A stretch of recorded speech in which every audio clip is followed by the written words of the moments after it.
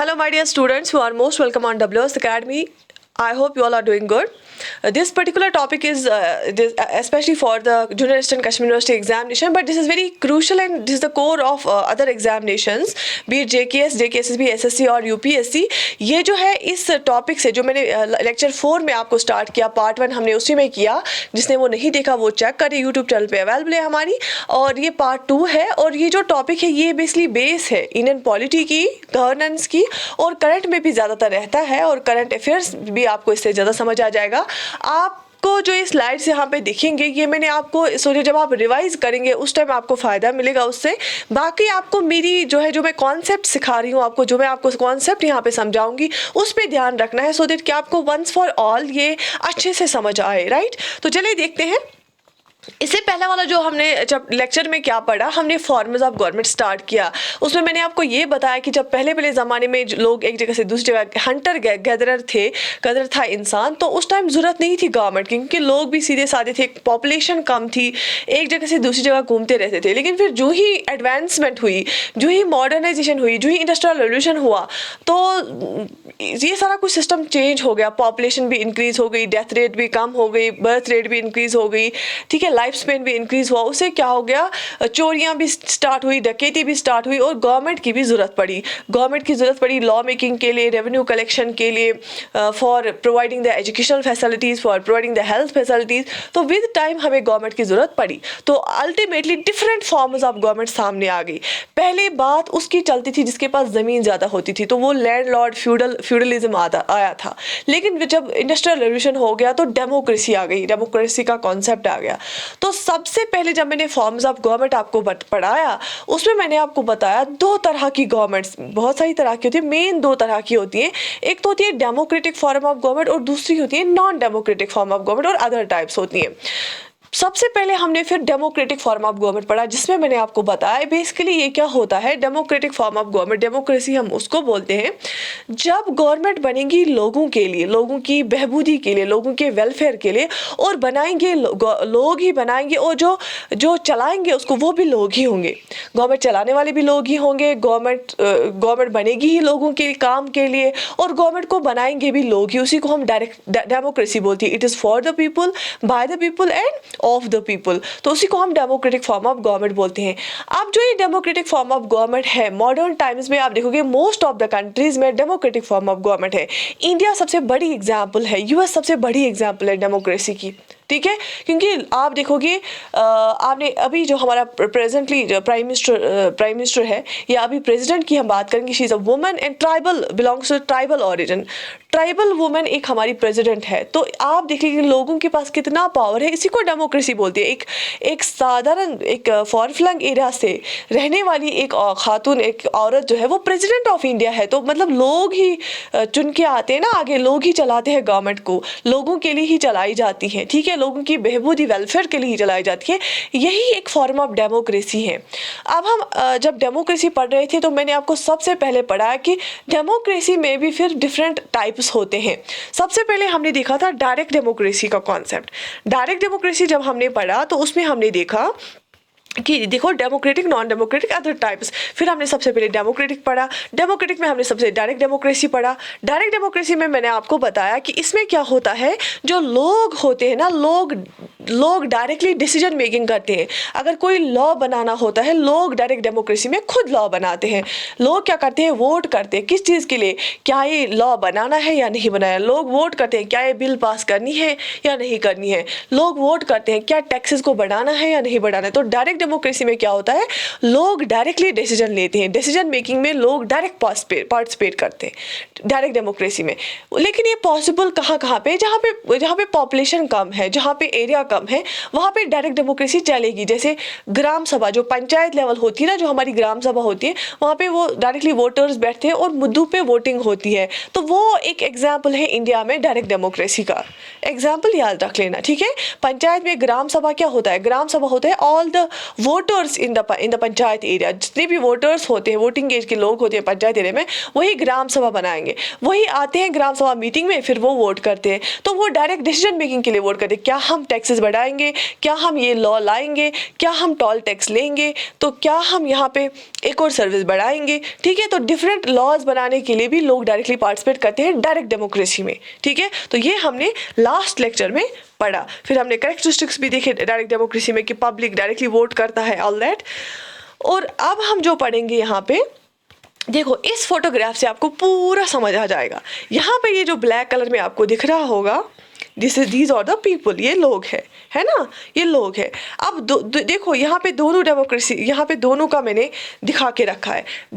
जो democratic government, form of government है, उसमें मैंने दोनों टाइप्स यहाँ पे दिखा के, डायरेक्ट डेमोक्रेसी, रिप्रेजेंटेटिव डेमोक्रेसी, है ना। अब देखो डायरेक्ट डेमोक्रेसी में भी लोग ही वोट करने आते हैं और रिप्रेजेंटेटिव डेमोक्रेसी में भी लोग वोट करने के लिए आते हैं। डायरेक्ट डेमोक्रेसी के बारे में हमने लास्ट टाइम पढ़ा। अब हम आज इसमें पढ़ेंगे दूसरा टाइप, रिप्रेजेंटेटिव डेमोक्रेसी। अब यहाँ पे इस एग्जाम्पल से मैं आपको समझाऊंगी, ये लोग हैं, दोनों टाइप ऑफ डेमोक्रेसी में, दोनों type of form of government में लोग वोट करते हैं। देखो लोगों ने वोट किया और यहाँ पे भी लोगों ने वोट किया। लेकिन जो डायरेक्ट डेमोक्रेसी ना, लोगों ने वोट किस चीज़ के लिए किया? लॉज बनाने के लिए, रूल्स बनाने के लिए, रेगुलेशंस बनाने के लिए। अब इलेक्टेड रिप्रेजेंटेशन में, इलेक्टेड इनडायरेक्ट डेमोक्रेसी में या रिप्रेजेंटेटिव डेमोक्रेसी जो होती है, उसमें वो लोग वोट किसके लिए करते हैं? अपने रिप्रेजेंटेटिव्स को चुनने के लिए, ठीक है, अपने रिप्रेजेंटेटिव्स को चुनने के लिए। और वो रिप्रेजेंटेटिव जो होती है ना, वो फिर इंटर्न वोट डालते हैं लॉज और रूल्स बनाने के लिए, ठीक है। तो दोनों जो डेमोक्रेटिक फॉर्म ऑफ गवर्नमेंट्स है ना, सब में लोग इन्वॉल्व होते हैं। लेकिन डेमोक्रेटिक फॉर्म ऑफ गवर्नमेंट दो तरह की होती है। डायरेक्ट डेमोक्रेसी में लोग डायरेक्टली लॉज बनाने के लिए वोट डालते हैं। इनडायरेक्ट डेमोक्रेसी में लोग क्या करते हैं? रिप्रेजेंटेटिव्स को चुनने के लिए वोट डालते हैं। फिर जो वो रिप्रेजेंटेटिव्स होते हैं वही लॉ बनाते हैं। जैसे मैंने अभी ग्राम सभा का कॉन्सेप्ट आपको बताया, वो डायरेक्ट डेमोक्रेसी की एग्जाम्पल है। लेकिन अगर हम इंडिया में ओवरऑल बात करेंगे ना, ग्राम सभा में क्यों हमने डायरेक्ट डेमोक्रेसी रखी? क्योंकि एक विलेज में एक लिमिटेड पॉपुलेशन होती है ना। एक विलेज में एक लिमिटेड, ग्राम सभा में एक लिमिटेड पॉपुलेशन होती है। 3000 लोग होंगे, 2500 लोग होंगे, 2500 लोग होंगे, ठीक है, उससे ज़्यादा नहीं होंगे। तो वहाँ पे पॉसिबिलिटी है, और मुद्दे भी कम ही होते हैं ना पंचायत में, तो वही वहाँ पे पॉसिबिलिटी है डायरेक्ट डेमोक्रेसी की। लेकिन अगर हम ओवरऑल इंडिया की बात करेंगे, यहाँ पे जो पॉपुलेशन है इंडिया की बहुत ही ज़्यादा बड़ी है, बहुत ही ज़्यादा तादाद में लोग हैं, तो क्या डायरेक्ट डेमोक्रेसी पॉसिबल है? नहीं है। और मुद्दे भी इतने ज़्यादा है, इश्यूज भी इतने ज़्यादा है, चाहे हेल्थ सेक्टर हो, एजुकेशन सेक्टर हो, सैनिटेशन हो, या एक्सटर्नल अफेयर्स हो, या क्राइम्स हो, रेप केसेस हो, चाइल्ड क्राइम्स हो, वुमेन रिलेटेड क्राइम्स हो, ट्रैफिक वायलेशंस हो, बहुत सारे इश्यूज होते हैं। उस पर डायरेक्टली लोग कितनी बार वोट डालेंगे, है ना। तो मुश्किल है। मोस्ट ऑफ द कंट्रीज अगर हम देखेंगे, अभी बहुत ही ज़्यादा पॉपुलेशन है। अगर इंडोनेशिया में बहुत पॉपुलेशन है, पाकिस्तान में है, इंडिया में है, चाइना में है, रशिया में है ना, पॉपुलेटेड बहुत ज़्यादा कंट्रीज। तो वहाँ पे डायरेक्ट डेमोक्रेसी पॉसिबल नहीं है आजकल, क्योंकि इतनी कम्प्लेक्स लाइफ बन गई है, इतने सारे इश्यूज, इवन आज साइबर क्राइम्स है ना। तो इसीलिए आजकल 60% ऑफ द कंट्री जो वर्ल्ड की है, वहाँ पे इनडायरेक्ट डेमोक्रेसी चलती है। और इनडायरेक्ट डेमोक्रेसी में क्या होता है? लोग ही वोट डालते हैं, लोगों के लिए ही गवर्नमेंट बनती है, लोगों से ही गवर्नमेंट बनती है, लेकिन लोग इनडायरेक्टली डिसीजन मेकिंग में पार्टिसिपेट करते हैं। लोग डिसीजन मेकिंग में इनडायरेक्टली पार्टिसिपेट करते हैं रिप्रेजेंटेटिव डेमोक्रेसी में, इनडायरेक्ट डेमोक्रेसी में, ठीक है। क्यों? लोग वोट करते हैं किस लिए? रिप्रेजेंटेटिव्स को चुनने के लिए। और वो रिप्रेजेंटेटिव जब चुन के आते हैं और वही लॉज और रूल्स बनाते हैं on behalf of the people, ठीक है। तो इस फोटोग्राफ से आपको पूरा समझ आ जाए होगा जो डेमोक्रेटिक फॉर्म ऑफ गवर्नमेंट की दो टाइप्स हैं, डायरेक्ट और इनडायरेक्ट, या डायरेक्ट और रिप्रेजेंटेटिव। तो उसमें क्या होता है? लोग वोट डालते हैं दोनों में, डायरेक्ट डेमोक्रेसी में लॉज बनाने के लिए और इनडायरेक्ट डेमोक्रेसी में रिप्रेजेंटेटिव्स को चुनने के लिए। और वो रिप्रेजेंटेटिव जब चुनते हैं और वही रिप्रेजेंटेटिव फिर आगे जाके लॉज और रूल्स बनाते हैं, राइट। तो यहाँ पे भी आप देखोगे, जब आप इन नोट्स को रिवाइज करोगे, आपको पूरा यहाँ पे मैंने लिख के रखा है, representative democracy refers to a democratic system in which people choose their representatives through an election process and indirectly participate in decision making, ठीक है। तो कैसे हम रिप्रेजेंटेटिव्स को चुनते हैं? इलेक्शन से। इलेक्शन होते हैं ना, आपने सुना होगा, हम इलेक्शन किस चीज़ का यहाँ पे होता है? लोकसभा का इलेक्शन होता है, फिर पार्लियामेंट मेंबर्स को हम चुनते हैं, या लेजिस्लेटिव असेंबली का इलेक्शन होता है तो हम MLAs को चुनते हैं। तो लोग रिप्रेजेंटेटिव्स को चुनते हैं और वो रिप्रेजेंटेटिव्स क्या करते हैं? वो फिर लॉज बनाते हैं। तो इसीलिए हम यहाँ पे क्या होता है, यहाँ पे इनडायरेक्टली लोग क्या करते हैं? पार्टिसिपेट करते हैं डिसीजन मेकिंग में, इसलिए हम इसको इनडायरेक्ट डेमोक्रेसी बोलते हैं, राइट। बात समझ आ गई? अभी क्लियर करना है सारा, कोई कंफ्यूजन नहीं रखना है, ठीक है। ये जो इलेक्टेड रिप्रेजेंटेटिव्स होते हैं ना, ये इलेक्ट करके आते हैं ना, लोग उनको इलेक्ट करते हैं, वो फिर मिलते हैं और डिसीजंस बनाते हैं, डिसीजंस देते हैं, किन के लिए? लोगों के लिए, ठीक है। ये इलेक्टेड रिप्रेजेंटेटिव्स आते हैं और डिसीजंस लेते हैं लोगों के लिए। इंडिया क्या है? इंडिया की जो गवर्नमेंट की फॉर्म है ना, दैट इज वो democratic form of government India में है, फेडरल, पार्लियामेंट्री, रिपब्लिक। आपको इन तीन टर्म्स का जो है मीनिंग पता होना चाहिए। Federal, parliamentary, republic. Functions as a representative democracy. India में रिप्रेजेंटेटिव डेमोक्रेसी है, लेकिन किस तरह की? क्यों? क्योंकि हम भी यहाँ पे क्या चुनते हैं? रिप्रेजेंटेटिव्स को चुनते हैं, चाहे लोकसभा इलेक्शन हो, चाहे लेजिस्लेटिव असेंबली इलेक्शन हो। और जब हम रिप्रेजेंटेटिव्स को चुनते हैं तो फिर वो हमारे बिहाफ पे क्या करते हैं? लॉज बनाते हैं। देखो यहाँ पे क्या है, फेडरल, पार्लियामेंट्री, रिपब्लिक क्यों है इंडिया में? देखो क्या होता है। फेडरल का मतलब होता है यहाँ पे डिवीजन ऑफ पावर है। क्या इंडिया में डिवीजन ऑफ पावर है? बिल्कुल है। किस किस में? सेंटर और स्टेट्स में डिवाइड किया गया होता है पावर को। जो स्टेट्स होती है ना, स्टेट्स में अलग से गवर्नमेंट होती है और वो अलग से अपना काम काज करती हैं, और यूनियन जो गवर्नमेंट होती है वो अलग से अपना काम काज करती है। यूनियन के जो लॉज होते हैं, जो पार्लियामेंट के लॉज होते हैं, वो पूरे मुल्क पे अप्लाई होते हैं। जो स्टेट के लॉज होते हैं वो सिर्फ स्टेट के लोगों पे अप्लाई होते हैं। फॉर एग्जाम्पल यहाँ पे यूपी है, यहाँ पे पंजाब है, यहाँ पे हरियाणा है, डिफरेंट स्टेट्स है ना, और वहाँ पे जो है पंजाब की अपनी गवर्नमेंट है, पंजाब गवर्नमेंट, हरियाणा की अपनी गवर्नमेंट है, और यूपी की अपनी गवर्नमेंट है। क्योंकि यहाँ पे फेडरल गवर्नमेंट है और यहाँ पे 3 लिस्ट्स बनाए गए हैं, स्टेट लिस्ट, यूनियन लिस्ट और कंकरेंट लिस्ट। स्टेट लिस्ट में जितने भी आइटम्स होंगे, जैसे फॉर एग्जाम्पल एग्रीकल्चर होगा, इरिगेशन होगा, जो भी होगा, स्टेट लिस्ट में जितने भी आइटम्स होंगे ना, उन पे लॉज कौन बनाएगा? स्टेट गवर्नमेंट बनाएगी। और सेंट्रल लिस्ट पे, यूनियन लिस्ट पे जितने भी आइटम्स होंगे उन पे लॉज कौन बनाएगा? यूनियन गवर्नमेंट बनाएगा। इसीलिए इसको बोलते हैं फेडरल फॉर्म ऑफ गवर्नमेंट, क्योंकि यहाँ पे पावर्स को डिवाइड किया गया है सेंटर और स्टेट्स के बिटवीन। क्यों किया गया है? क्योंकि सो दैट कि हमारी जो मुल्क है ना वो अच्छे से चले। क्यों? कंट्री इंडिया इतनी बड़ी है, नॉर्थ ईस्ट में स्टार्ट होती है, गुजरात में एंड होती है, यहाँ से जम्मू एंड कश्मीर में स्टार्ट होती है, कन्याकुमारी में एंड होती है। बहुत ही geographically it is spread on a large huge mass of land. तो इंडिया इतना बड़ा है, इसमें इतनी डाइवर्सिटी है, तो एक ही जगह पे अगर गवर्नमेंट रहेगी, सेंटर पे ही गवर्नमेंट रहेगी, वो ज़्यादा अच्छे से काम नहीं कर पाएगी।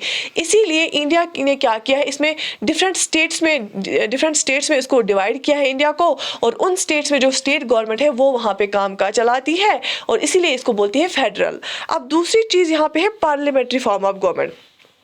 पार्लियामेंट्री फॉर्म ऑफ गवर्नमेंट में आके आपको इन डिटेल बताऊंगी, लेकिन आपको याद रखना है यहाँ पे हम डायरेक्टली क्या चुनते हैं? लोकसभा को चुनते हैं, और जो मेजॉरिटी पार्टी होती है ना वो गवर्नमेंट बनाती है। कहाँ पे?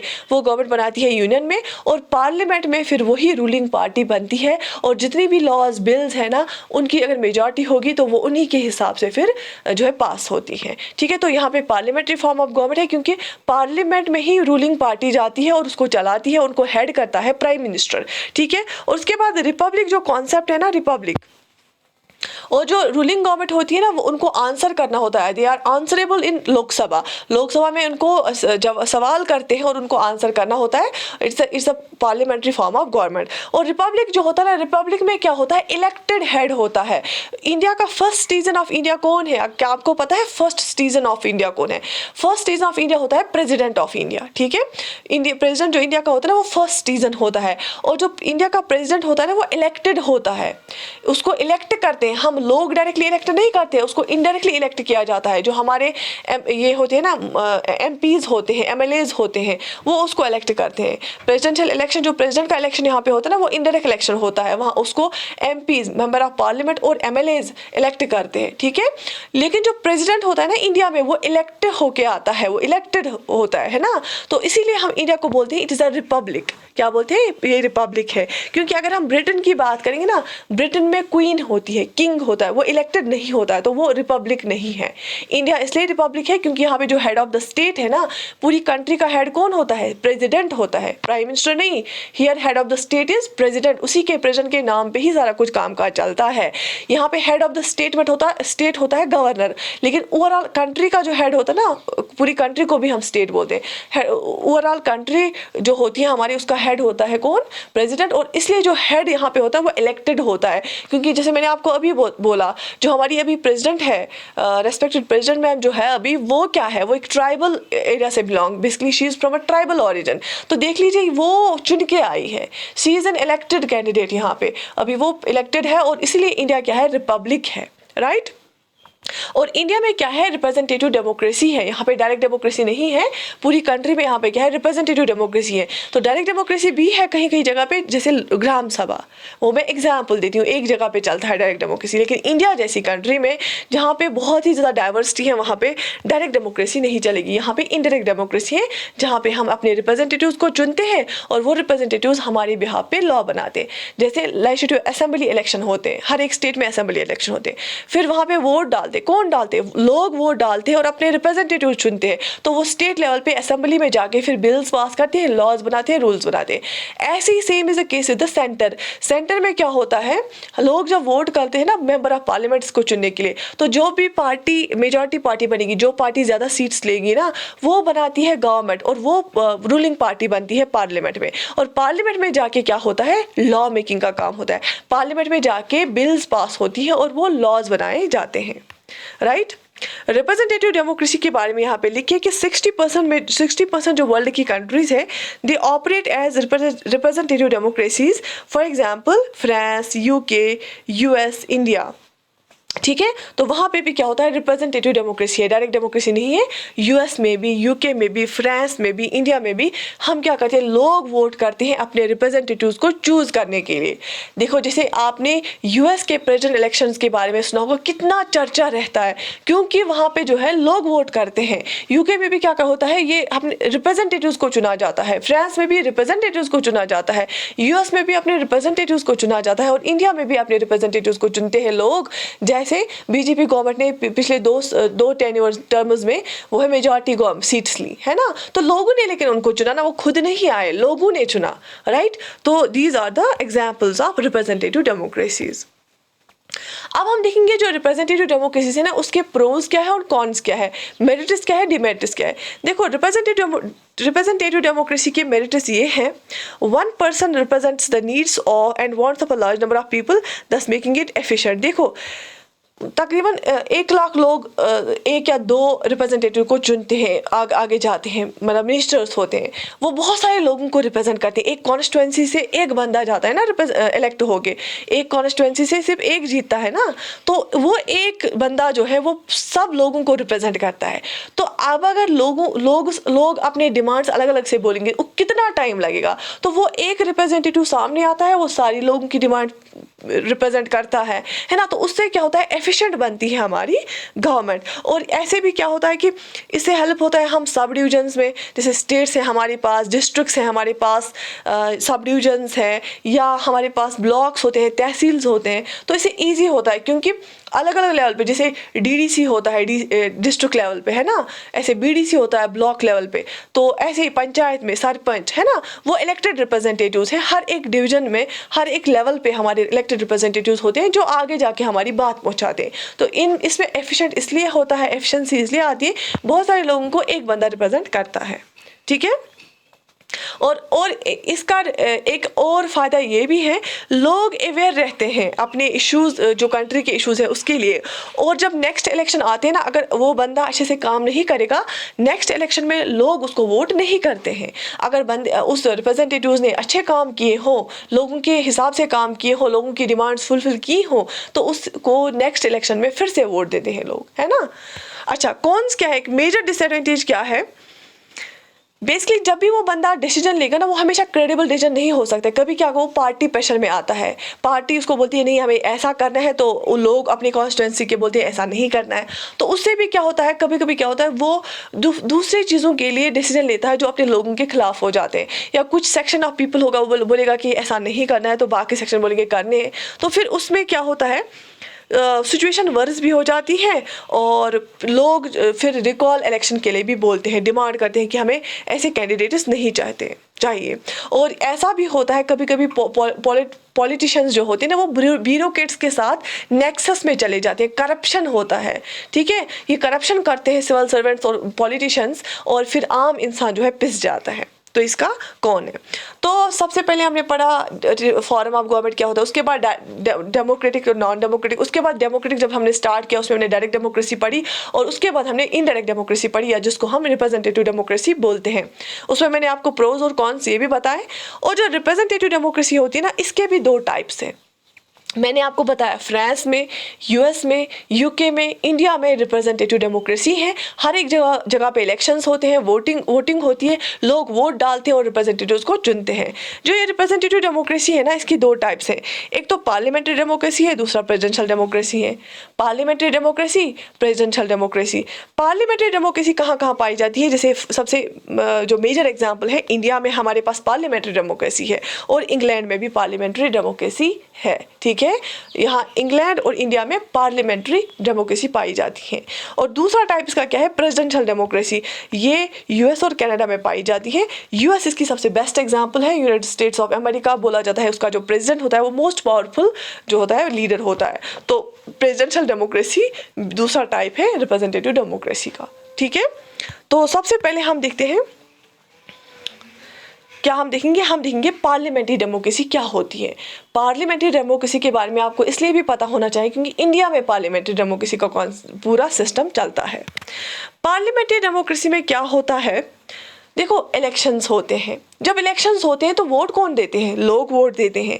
और लोग जब वोट डालते हैं ना, जिस पार्टी को मेजॉरिटी ऑफ द सीट्स आएंगी ना, सबसे ज़्यादा सीट्स जिस पार्टी को मिलेंगी वही पार्टी बनती है मेजॉरिटी पार्टी, और वही पार्टी गवर्नमेंट बनाती है, और वही पार्टी जो है पार्लियामेंट में चली जाती है, और वही फिर हमारे बिहाफ पे क्या होता है? हमारे बिहाफ पे डिसीजंस लेती है। तो वो बन जाती है रूलिंग पार्टी। ठीक है, जब जनरल इलेक्शन होते हैं लोग वोट डालते हैं और जो पार्टी ज़्यादा सीट्स लेती है तो वही पार्टी क्या बनती है? फिर रूलिंग पार्टी बनती है, और वही पार्टी हमारे बिहाफ पे फिर डिसीजंस लेती है।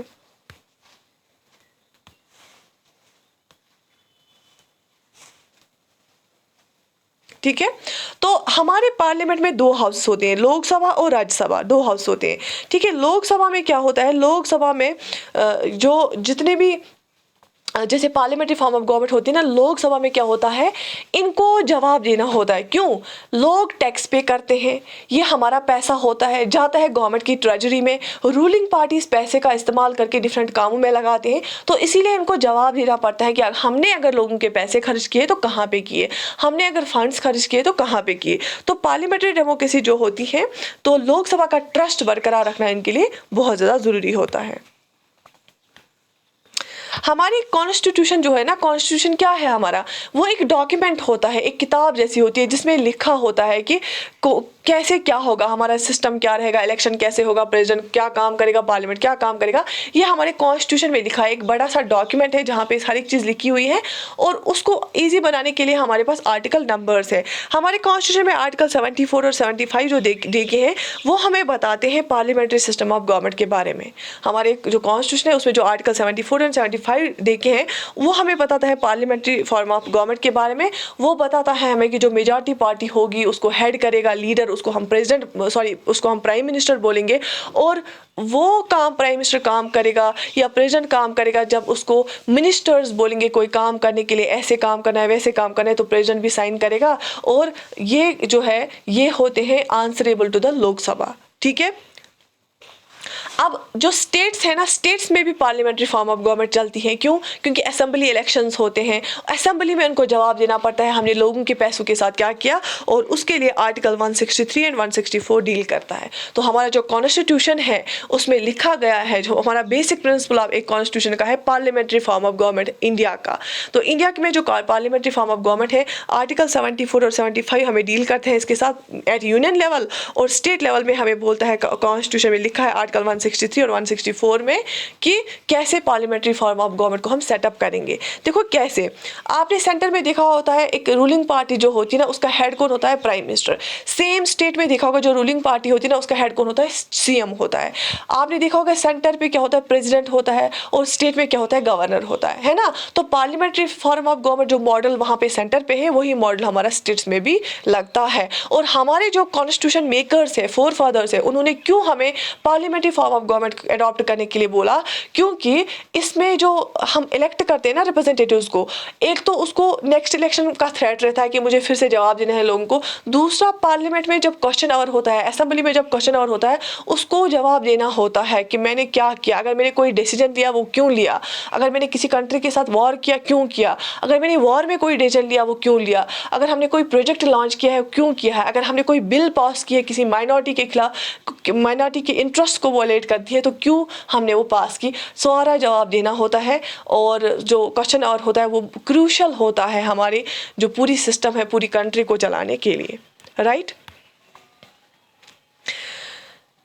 वहाँ पे जो लॉ मेकर्स होते हैं ना, देखो यहाँ पे जो मेंबर ऑफ पार्लियामेंट होती है ना, वो क्या करता है, वो क्या उसमें क्या जितने भी हमारे पार्लियामेंट मेंबर्स होते हैं जो भी रूलिंग पार्टी के साथ बिलोंग करते हैं, फिर उनमें से कुछ लोगों को जो है मिनिस्टर बनाया जाता है। उसमें जैसे कुछ लोगों को मिनिस्टर बनाते हैं और वो मिनिस्टर्स की एक ग्रुप बनता है जिसको हम कैबिनेट बोलते हैं, और जितने भी क्रूशल डिसीजंस होते हैं ना वो ही मिनिस्टर्स से लेते हैं वो डिसीजंस, राइट। तो ये जो मिनिस्टर्स होते हैं ना, मिनिस्टर्स ही पार्लियामेंट्री मेंबर्स होते हैं। जब ये पार्लियामेंट मेंबर्स बनते हैं फिर उसको क्या दिया जाता है, पोर्टफोलियो दिया जाता है। एक को बनाया जाता है डिफेंस मिनिस्टर, दूसरे को बनाया जाता है एजुकेशन मिनिस्टर, तीसरे को बनाया जाता है एग्रीकल्चर मिनिस्टर। अब डिपार्टमेंट ज़्यादा नहीं होते हैं, मेंबर ऑफ पार्लियामेंट ज़्यादा होते हैं, तो कुछ लोगों को ही पोर्टफोलियोज मिलता है और कुछ लोगों को ही मिनिस्टर बनाया जाता है। तो दैट मीन्स जो मिनिस्टर होता है ना, याद रख लेना 3 ऑर्गन्स होते हैं गवर्नमेंट के। एक होता है लेजिस्लेचर, दूसरा होता है एग्जीक्यूटिव और तीसरा होता है जुडिशरी। लेजिस्लेचर, एग्जीक्यूटिव और जुडिशरी, ये जो लेजिस्लेचर होता है ना, ये 3 ऑर्गन्स हैं हमारे गवर्नमेंट के, लेजिस्लेचर, एग्जीक्यूटिव और जुडिशरी। जो लेजिस्लेचर होता है ये लॉ बनाने का काम करता है, जैसे पार्लियामेंट है हमारा, ठीक है। जो एग्जीक्यूटिव होता है ना, ये लॉ इम्प्लीमेंटेशन का काम करता है। जो लॉ पार्लियामेंट में बनता है वही लॉ एग्जीक्यूटिव क्या करता है, इम्प्लीमेंट करता है ग्राउंड पे। और तीसरा जुडिशरी जो है ये देखता है, जुडिशरी क्या देखती है, जुडिशरी देखती है अगर पार्लियामेंट ने कोई लॉ बनाया या एग्जीक्यूटिव ने कोई लॉ इम्प्लीमेंट किया, क्या ये हमारे कॉन्स्टिट्यूशन के हिसाब से था या नहीं था। तो हमारे गवर्नमेंट के 3 ऑर्गन्स होते हैं, लेजिस्लेचर, एग्जीक्यूटिव और जुडिशरी। लेजिस्लेचर में काम होता है लॉ मेकिंग का, लॉ बनाने का, तो जैसे पार्लियामेंट है, असेंबली है। एग्जीक्यूटिव का काम होता है उसी लॉ को इम्प्लीमेंट करना ग्राउंड पे, और जुडिशरी का काम होता है देखना कि ये लॉ हमारे कॉन्स्टिट्यूशन के हिसाब से है या नहीं, ठीक है। तो यहाँ पे क्या आपने देखा, जो हमारे मेंबर ऑफ पार्लियामेंट हैं, जो हमारे लेजिस्लेटिव मेंबर्स होते हैं, ठीक है, जो जब हम पार्लियामेंट्री इलेक्शन में वोट डालते हैं, जो हमारे पार्लियामेंट मेंबर्स होते हैं वही फिर मिनिस्टर्स बनते हैं। दैट मीन्स ये इंपॉर्टेंट पॉइंट है, पार्लियामेंट्री फॉर्म ऑफ गवर्नमेंट में जो लेजिस्लेटर्स होते हैं ना वही एग्जीक्यूटिव्स भी होते हैं। जो हमारा डिफेंस मिनिस्टर है ना वो पार्लियामेंट में भी बैठता है, वो लॉ भी बनाता है। तो यहाँ पे क्लोज कोऑर्डिनेशन होता है लेजिस्लेटर्स और एग्जीक्यूटिव्स के बीच में, ठीक है। प्रेसिडेंशियल सिस्टम में ये सब नहीं होता है। प्रेसिडेंशियल सिस्टम में जब प्रेसिडेंट वहाँ पे लॉ बनाता है वो वहाँ के पार्लियामेंट में नहीं बैठता। लेकिन इंडिया में क्या है, पार्लियामेंट्री फॉर्म ऑफ गवर्नमेंट में क्या होता है, जो एग्जीक्यूटिव होता है ना, जो लॉ इम्प्लीमेंट करता है, जैसे डिफेंस मिनिस्टर होगा, एग्रीकल्चर मिनिस्टर होता है, वो पार्लियामेंट मेंबर भी होता है। तो उसको क्या करना पड़ता है, जब वो पार्लियामेंट में आता है उसको जवाब देना पड़ता है कि अगर मैंने कोई डिसीजन लिया वो क्यों लिया, ठीक है, या हमने एक फंड्स खर्च किए तो क्यों खर्च किए। तो यहाँ पे जब अकाउंटेबिलिटी ठहराई जाती है ना इनको, तो वो ज़्यादा ज़रूरी है। इसलिए हमारा क्या रखा गया है, पार्लियामेंट्री फॉर्म ऑफ गवर्नमेंट, क्योंकि प्रेसिडेंशियल फॉर्म ऑफ गवर्नमेंट जो होती है ना उसमें उतनी अकाउंटेबिलिटी नहीं होती है, ठीक है।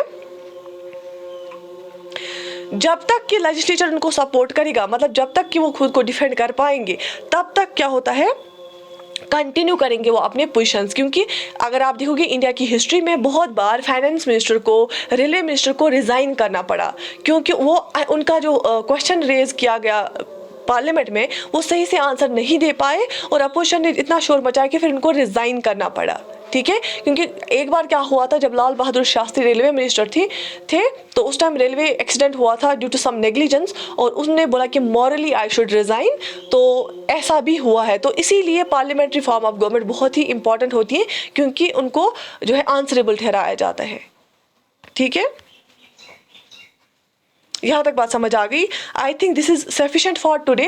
स्टे कनेक्टेड, इंशाल्लाह कल एक और लेक्चर में इसी को हम कंटिन्यू करेंगे, और आराम से मैं आपको पूरा इसे आपको मतलब हमेशा के लिए आपको समझ आ जाएगा कि इंडिया में गवर्नमेंट बनती कैसी है, कैसे क्या होता है, डिफरेंट सिस्टम्स ऑफ गवर्नमेंट हम पढ़ेंगे। और ज़रूर लिखना कमेंट्स में कि आपको क्या आज की जो जितना भी मैंने आपको पढ़ाया कॉन्सेप्ट ये समझ आया कि नहीं। I wish you all the best, take very good care of yourself and do subscribe to our channel and share with your friends.